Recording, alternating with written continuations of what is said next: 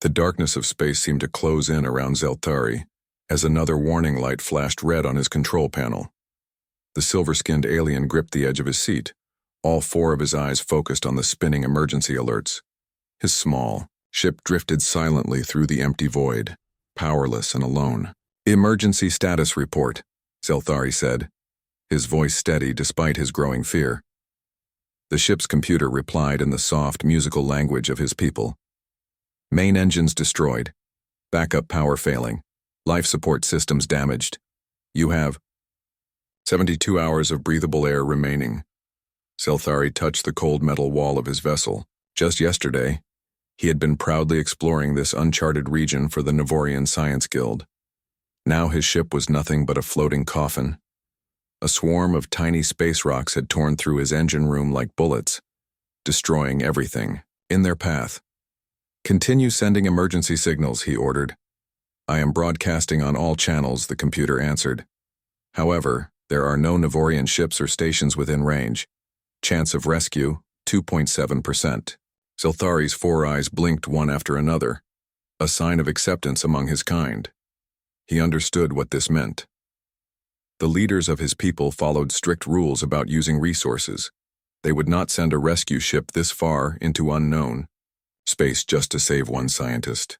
The numbers did not support such an action. It would be wasteful, illogical. He was going to die here.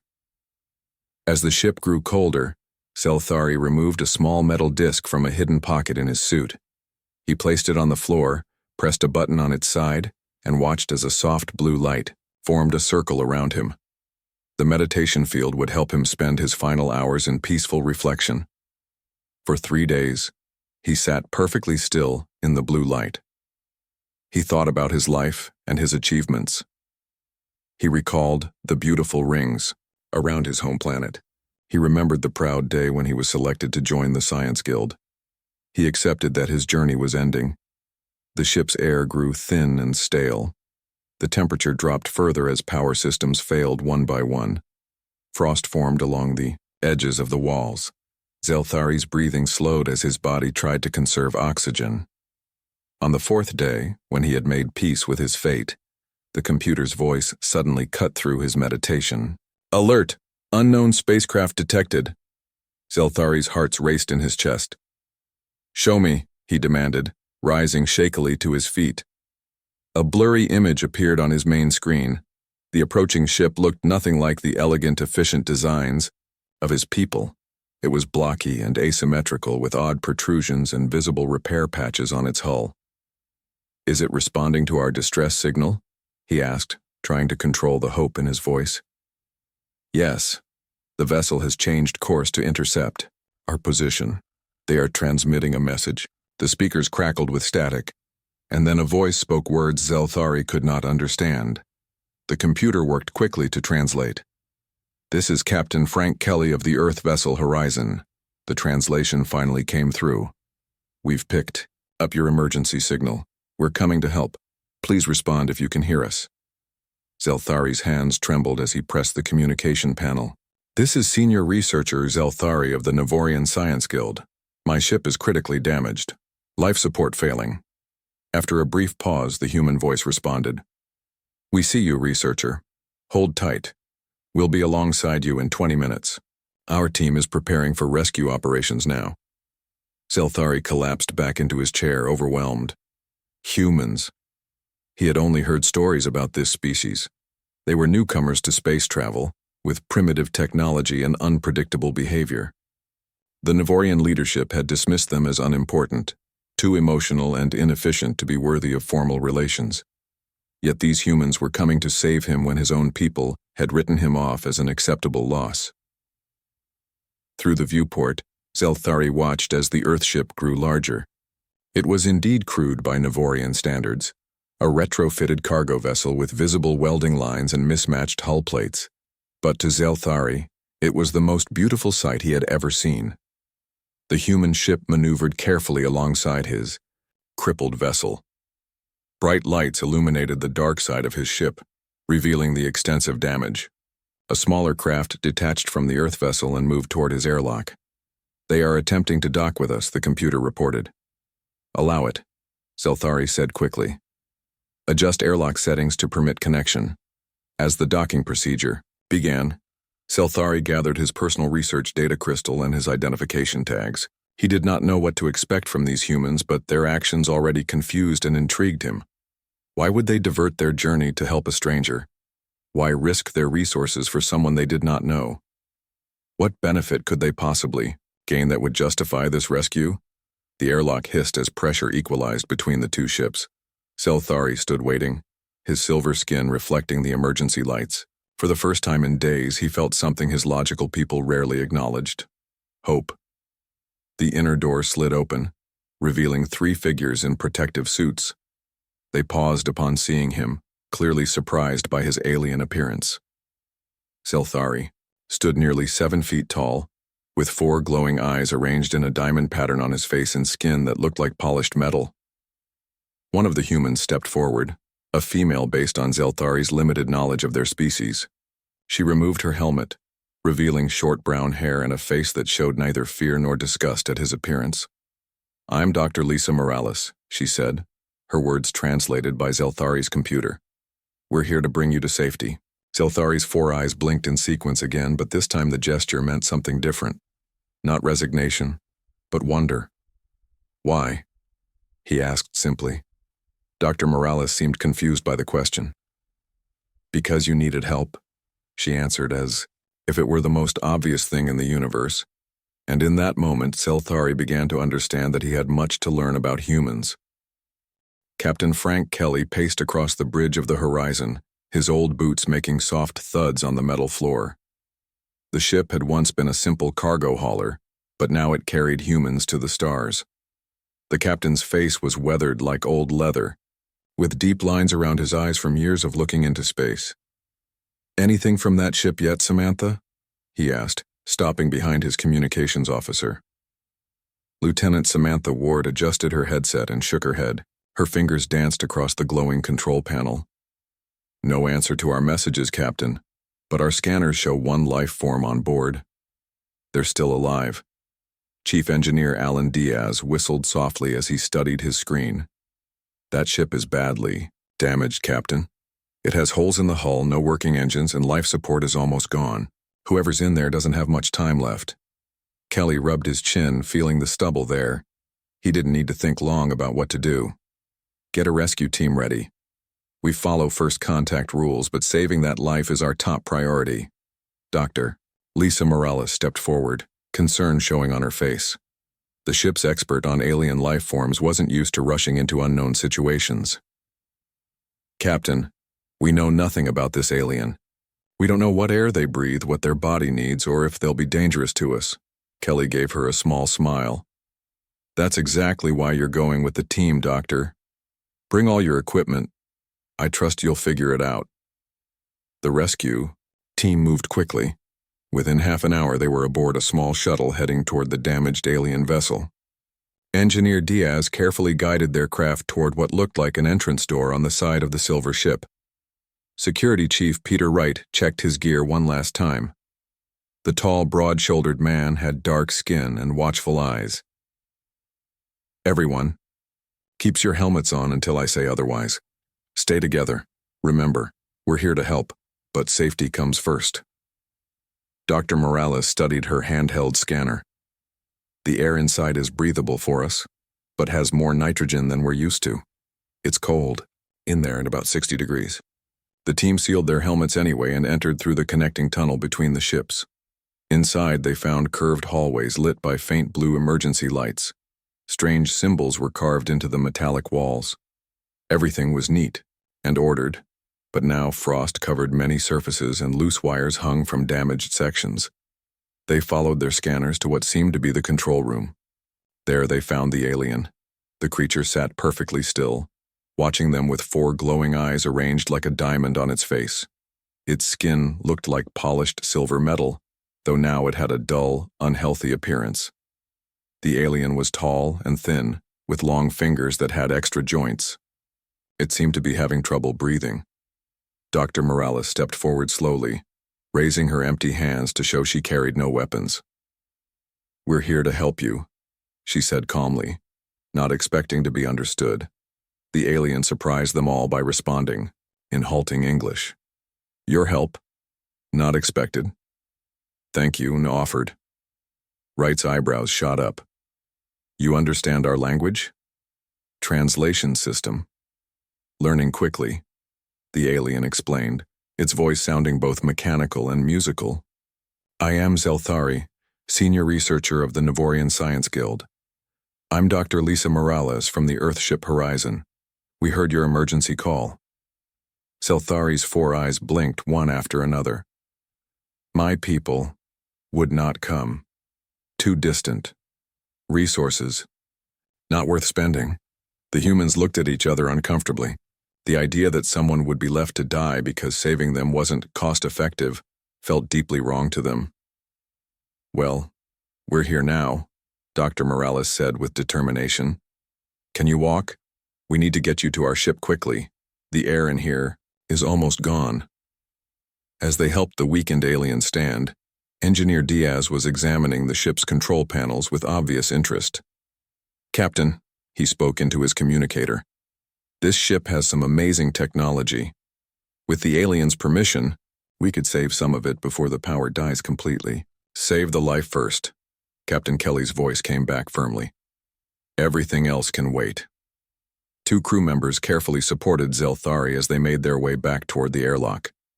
The alien moved slowly, clearly struggling for each breath, in the thin air. As they walked, Zelthari studied each human face with obvious curiosity. Why did you come? The alien finally asked. We are unknown to each other. Peter Wright adjusted his grip on Zelthari's arm and gave a simple shrug. That's just what humans do. We don't leave anyone to die alone in the emptiness of space. Doesn't matter what planet you call home. Zelthari went quiet after that, but kept watching the humans with growing interest. Back aboard the Horizon, the medical bay was quickly prepared. Dr. Morales had converted one of the beds to accommodate Zelthari's taller frame and different body shape. Sensors were adjusted to monitor the alien's unusual vital signs. Amazing, Dr. Morales whispered as she studied her readings. Zelthari has 2 hearts and breathes nitrogen instead of oxygen. The cell structure is like nothing I've ever seen. Captain, Kelly entered the medical bay and stood at the foot of Zelthari's bed. How's our guest doing? Recovering. The translation device from the alien ship has been connected to our systems, so we can talk more easily now. Kelly nodded and turned to Zelthari. Welcome aboard the Horizon. I'm Captain Frank Kelly. Captain, Zelthari's voice came through the translator more clearly now. I owe you my life. This creates a debt I cannot easily repay. Kelly waved, his hand dismissively. No debt needed. Helping others is what we do. A strange concept, Zelthari observed. My people calculated only a 3% chance of rescue. Using resources to save one researcher was deemed inefficient. Kelly's face darkened slightly. That's not how humans see things. I am beginning to understand this, Zelthari said, studying the captain closely. Your species is puzzling. Your technology is simple compared to many space-traveling races. Yet you travel far from your homeworld with great confidence. We're still finding our way among the stars, Kelly admitted. But some things never change no matter how far we go. We help those in trouble. We don't leave people behind. Zelthari's 4 eyes blinked in their strange pattern. For the first time, the silver alien seemed truly intrigued by these unexpected rescuers who valued a single life more than efficiency. The medical bay of the Horizon hummed with quiet activity. Machines beeped softly as they monitored the strange life signs of their alien visitor. Dr. Morales hadn't left Zelthari's side for hours, adjusting settings and taking notes with growing excitement in her eyes. This is amazing, she said to herself as she studied the screen displaying Zelthari's internal structure. 2 hearts working together in perfect rhythm. And the way his lungs process nitrogen instead of oxygen. I've never seen anything like it. Captain Kelly walked into the medical bay carrying a cup of coffee. His eyes had dark circles under them, but he moved with purpose. How's our guest doing, Doctor? Getting stronger by the hour, she replied, pushing a strand of hair from her face. His body heals quickly, And the translation system from his ship is now fully connected to ours, so we should be able to talk easily. Kelly nodded and approached the bed where Zelthari was now sitting up. The alien's silver skin had regained its metallic shine, and all four eyes were alert and tracking movement. "Researcher Zelthari," Kelly said with a slight nod of his head. "I'm glad to see you're feeling better." "Captain Kelly," the translation, came smoothly now with less mechanical tone. "I owe you and your crew my life. Such a debt is not one I take lightly." Kelly smiled and sat in a chair next to the bed. "No debt necessary. Helping others in trouble is normal for us." "A curious normal," Zelthari observed, his head tilting slightly. "My people calculated my rescue chance at less than 3%. Using fuel and resources to save a single researcher was considered wasteful." Kelly frowned. "That's a cold way to value life. It is how Navorians have survived for thousands of years," Zelthari explained. "Every decision is based on what provides the best outcome for our entire species. The individual matters only as part of the whole. Yet here you are," Kelly pointed out. "An individual who's alive because we rejected that kind of thinking." "Yes," Zelthari agreed. "This contradiction has given me much to consider." Over the next few days, as the Horizon continued its exploration mission with its new passenger, Zelthari spent much of his time in the ship's common area. He watched the humans closely, how they talked to each other, how they laughed, how they worked together. Everything about their behavior fascinated him. Engineer Alan Diaz often sat with the alien during meals, explaining human customs. The engineer's natural curiosity and friendly nature made him a good teacher. "So your people make all choices based on what's most efficient?"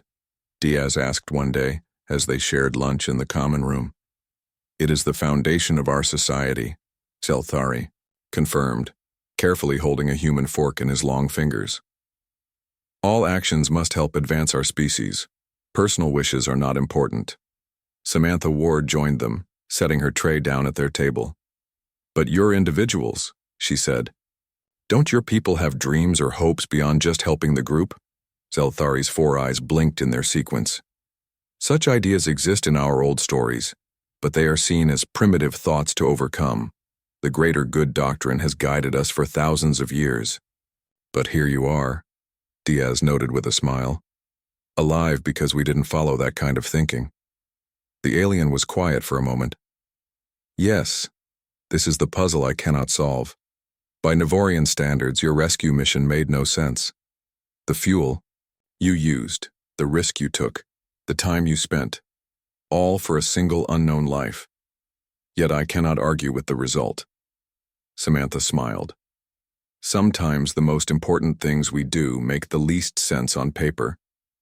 Later that evening, Captain Kelly found Zelthari standing alone in the observation room. The large window showed countless stars against the blackness of space. The alien stood perfectly still, all four eyes fixed on the view. "Beautiful, isn't it?" Kelly said as he walked up beside him. "On my world, we study stars for scientific knowledge," Zelthari replied. "I had never considered looking at them for pleasure. That's humanity in a nutshell." Kelly laughed softly. "We mix the practical with the emotional in everything we do." "Captain," Zelthari turned to face him. "I have been studying your ship's information database. Your species has a violent history. You have fought many wars among yourselves. Logically, you should have destroyed your civilization before reaching space." Kelly nodded seriously. "We've come close a few times. Yet here you are. And when you found an alien in trouble, a potential threat or rival, your first response was to offer help." "That's the puzzle of humanity," Kelly said.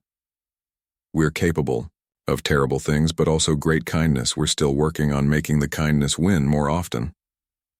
"A strange path of development," Zelthari observed.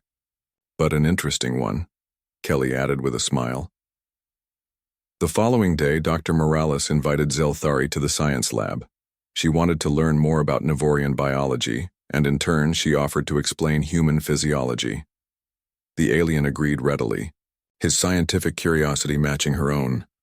"Your species is remarkably adaptive," Zelthari noted as he studied diagrams of human organs. Your bodies can survive in a wide range of conditions.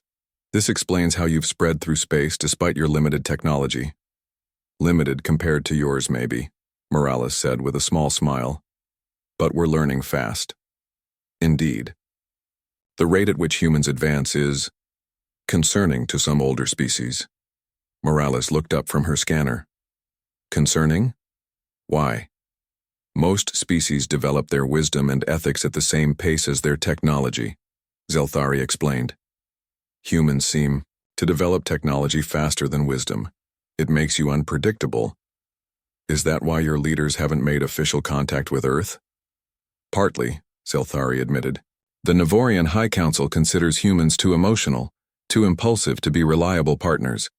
Yet those emotions are why you're alive, Morales pointed out.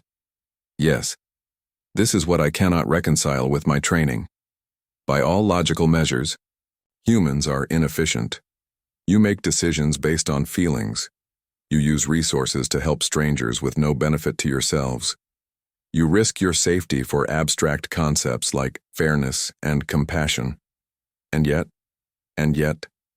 Zelthari's voice softened. In 3 days aboard this ship, I have seen more kindness than in 50 years among my own people. I have been treated as valuable simply because I exist, not because of my use to others.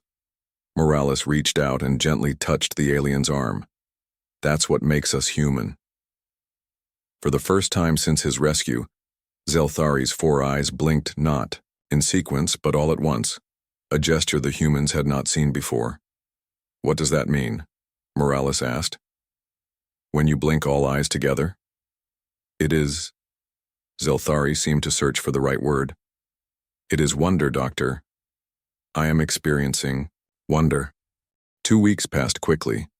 Zelthari became a familiar sight around the horizon, working with Dr. Morales in the science lab, or discussing human culture with Engineer Diaz in the common room. The crew had grown used to the tall alien with 4 eyes, and many enjoyed teaching him about Earth customs. The horizon continued its mission, approaching the edge of the sector where Zelthari had been stranded.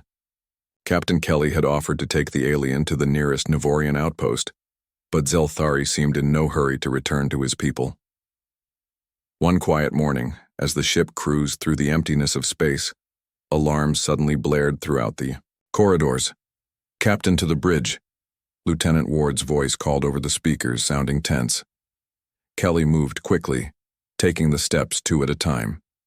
When he arrived at the bridge, he found his crew on high alert. What's happening? He demanded. 3 ships coming toward us fast, Ward replied, pointing to her screen. Based on what Zelthari has told us about his people's ships, these look like Navorian vessels, but they're much bigger than his research craft. Military? Kelly asked, his face serious. We don't know, but they're heading straight for us, the yaw. Doors slid open and Zelthari entered, his silver face showing concern. Those are enforcement vessels of the Navorian High Council, he said, moving closer to the main screen.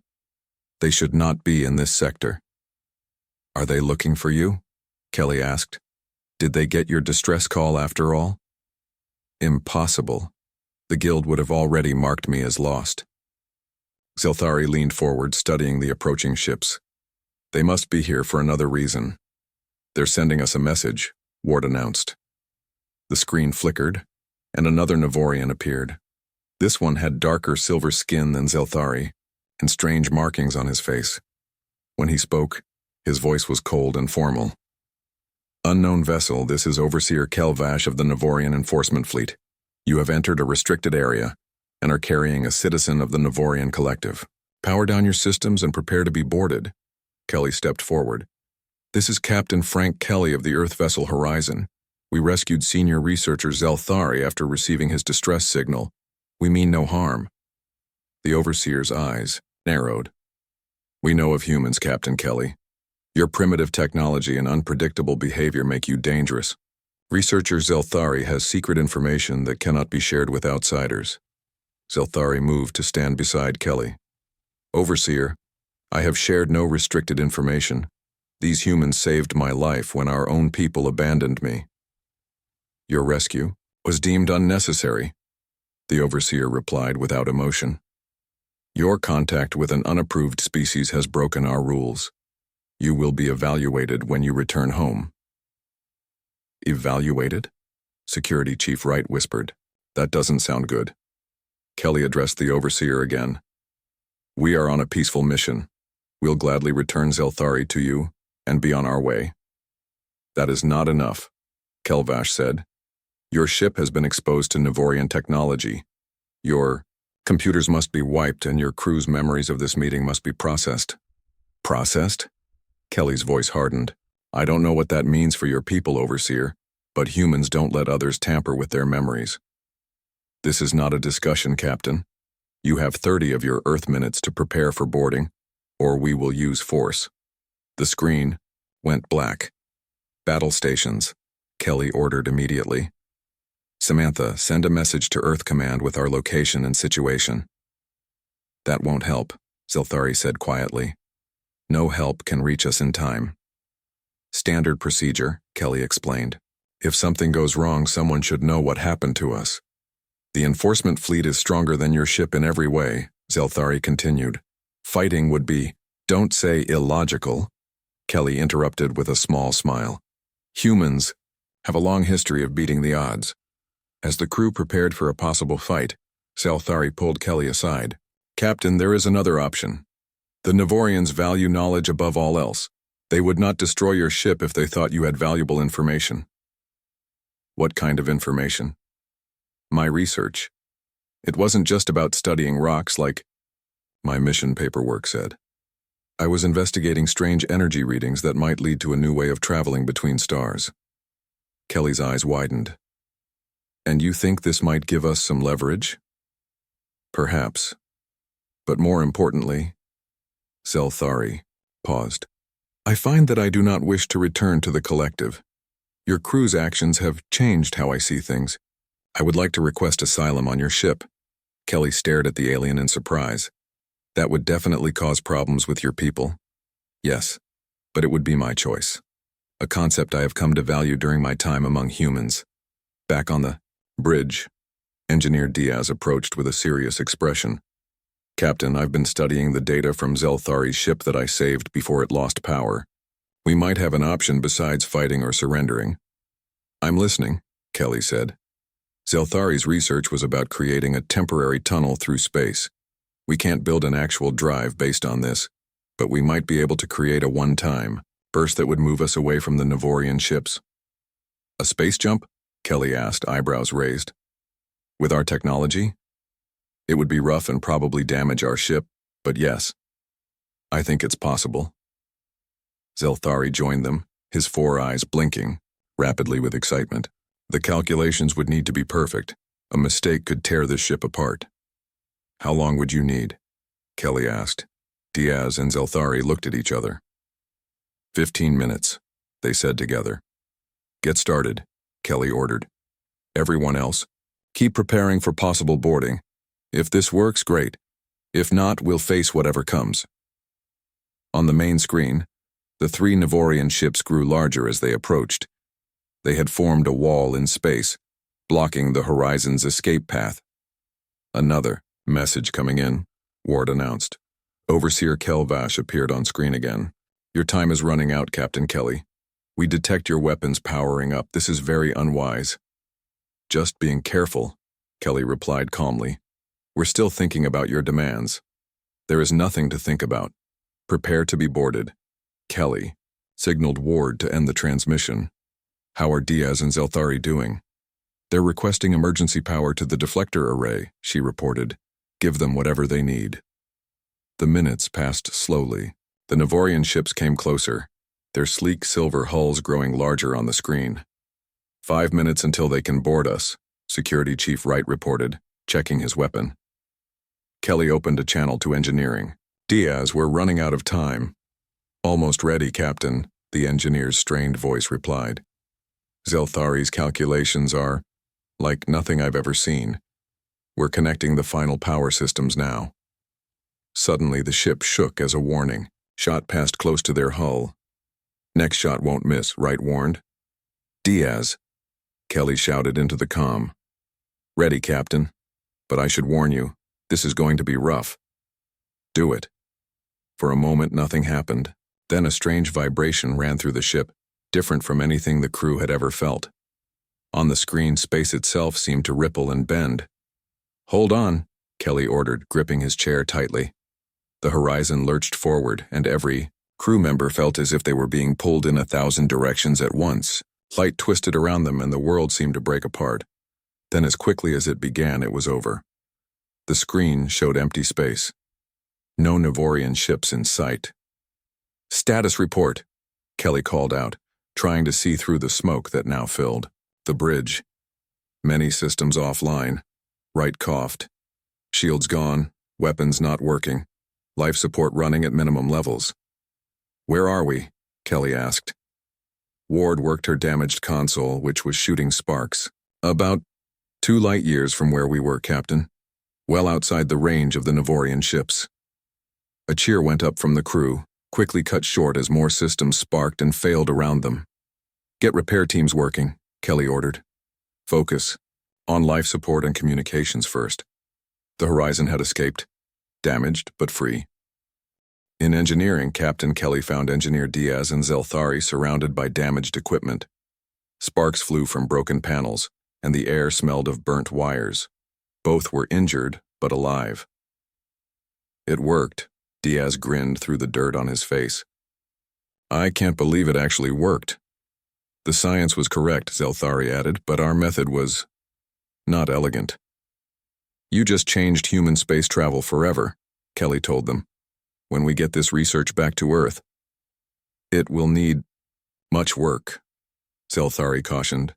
Many years of development, but yes, the potential is very great. Over the next few days, the crew worked hard to repair their damaged ship. The jump had burned out many systems. Life support was stable but weak. Engines were running at half power. Communications worked only at short range. One evening, Kelly found Zelthari in the observation room again. The alien was looking out at an unfamiliar field of stars, his silver face reflecting the distant lights. So, Kelly said as he joined the alien, still want to stay with us? More than ever, Zelthari replied. The collective will not stop looking for me now. My knowledge, combined with what your engineer helped create today, would be too valuable. To them. Earth won't turn you away, Kelly promised. Not after what you did for us. And I'm sure our scientists will be very excited to work with you. My people will call me a traitor, Zelthari said quietly. They will not understand why I would choose to stay with humans, who they see as primitive. Kelly smiled. Maybe someday they'll figure it out. What would you tell them, Captain, if you had to explain humanity to my people? Kelly thought, for a moment. I'd tell them that technology isn't everything. That sometimes the most advanced civilizations aren't the ones with the fastest ships or the most efficient systems. Sometimes being advanced means how we treat each other, even strangers from distant worlds. Zelthari's 4 eyes blinked all at once, the gesture of wonder that the crew now recognized. When I was abandoned in space, the alien said, I accepted death as any logical being would. I did not expect an answer to my call for help. He turned to face Kelly directly. But a human ship answered. In that moment, Captain, you did more than save my life. You showed my people a new possibility. And what possibility is that? Kelly asked. That the cold numbers of space need not be the final word. That even in the emptiness between stars, kindness can find a way. 2 months later, the horizon approached Earth. The ship still showed damage from their escape, but the crew had managed to keep it running. As the blue planet grew larger in their view screen, excited messages poured in from Earth Command. News of their alien passenger and the space jump technology had traveled ahead of them. Scientists, government officials, and media were all waiting for their arrival. But most messages focused on one thing, the story of the rescue itself. I don't understand, Zelthari said as he stood on the bridge beside Kelly. Why are they so interested in my rescue? The technology we discovered is far more important. Kelly placed a hand on the alien's shoulder. Because that's humanity. Zelthari, we value the story of one life saved as much as any scientific breakthrough. It reminds us who we are and who we want to be. As Earth grew larger before them, with its swirling clouds and blue oceans, Zelthari felt something new, a sense of coming home. Not to the cold efficiency of the collective, but to a messy, emotional, illogical species who would cross the stars to save a stranger. When they abandoned me in space, Zelthari said softly, I never imagined finding something greater than what I lost. And what's that? Kelly asked. A reminder that the universe holds more than just cold logic. It also holds heart. As the Io, damaged but triumphant Horizon entered Earth orbit, carrying its crew and its unexpected passenger, the first bridge between two very different species had been built, a testament to humanity's greatest strength, the refusal to leave anyone, abandoned among the stars. The end.